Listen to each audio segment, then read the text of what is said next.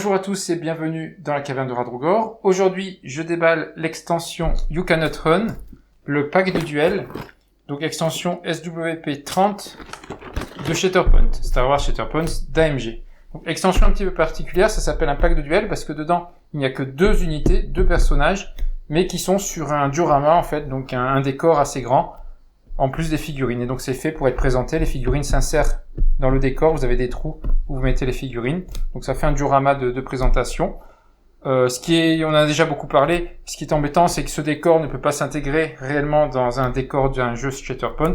À la rigueur, les pièces, le bout de vaisseau, les pièces, vous pouvez éventuellement, si vous ne les collez pas, les utiliser dans vos parties Shatterpoint.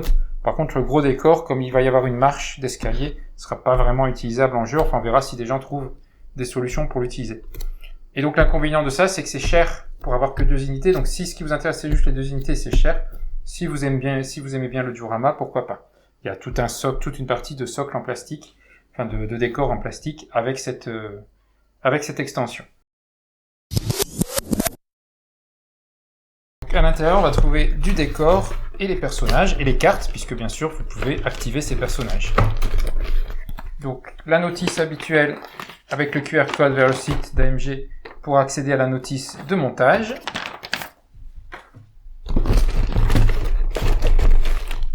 Les cartes en 5 exemplaires qu'on va découvrir tout à l'heure. Les éléments du décor et des personnages dans 2 sachets. Donc dans ce premier sachet, on a déjà la base du diorama.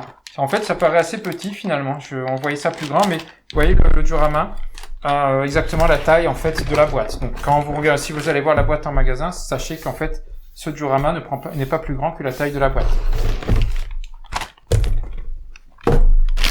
Je peux vous l'ouvrir pour vous le montrer.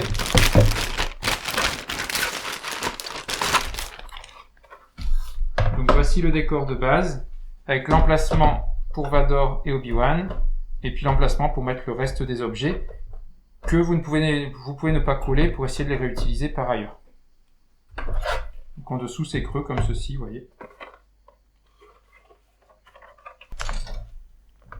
Donc voici des éléments de décor. Voici les personnages. Donc là ils ont 2 socles un peu différents. Ce ne sont pas les socles de d'habitude parce qu'ils sont plus épais pour pouvoir s'insérer dans les trous du diorama. Donc vous avez des socles plus épais et puis les emplacements pour mettre les figurines. Alors on vérifie qu'il n'y ait pas de sabre cassé. Là ça m'a l'air bon. Là on a le casque, les jambes. On poursuit avec des éléments de décor. Et enfin ici, derniers éléments. Voilà à quoi ça ressemble. Là, ça s'emboîte comme les décors habituels. Ça s'emboîte, ça se colle et ensuite ça se peint. En termes de cartes, nous avons, comme d'habitude, les cartes des unités en 5 exemplaires pour les différentes langues. Donc voici les cartes, donc en anglais, puis en français, puis les autres langues que je mets de côté. Pareil pour les capacités, anglaise, ensuite française, et les autres langues. Donc si l'on regarde les cartes d'ordre, les cartes d'activation, vous avez Obi-Wan avec capacité tactique, et Dark Vador.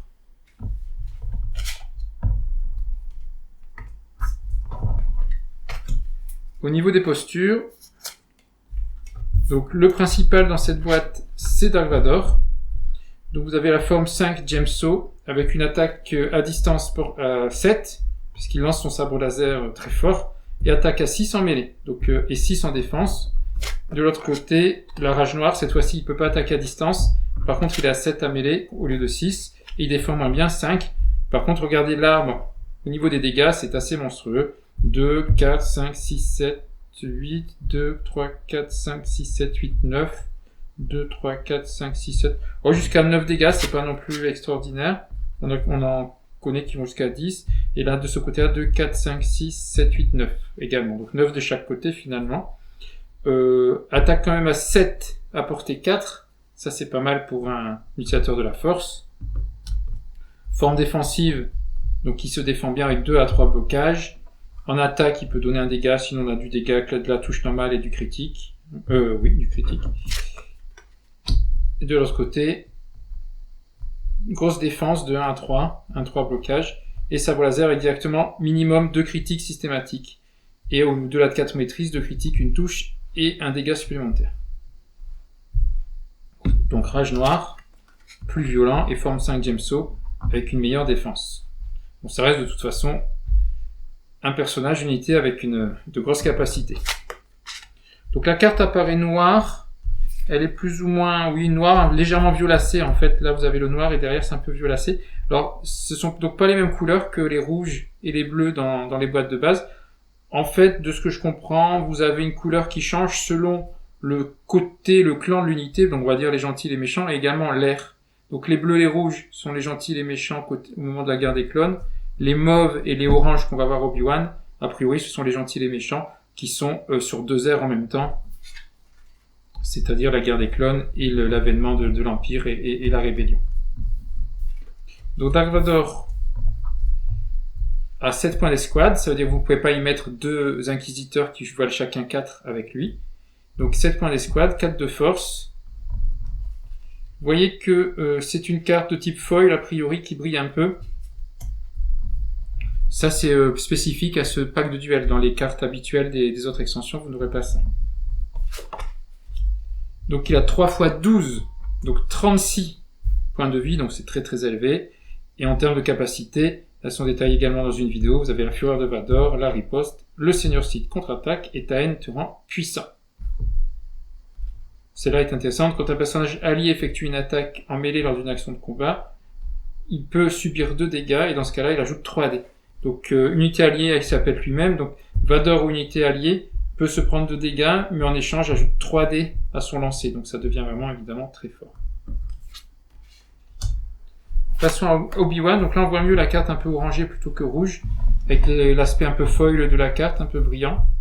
Donc qui coûte 4 points, qui est sur les deux airs, donc guerre des clones et rébellion. Donc il s'appelle Obi-Wan Kenobi, sorti de la clandestinité. Il a 2 x 8, donc 16 points de vie. Et lui, il est plutôt du genre à essayer d'attaquer, à se sauver. Donc il a la course, la vieille ruse, une plus grande cause et le baroud d'honneur. Puisqu'il est, par rapport au Obi-Wan de la guerre des clones, il est quand même plus faible. Et donc il a plutôt des capacités d'esquive.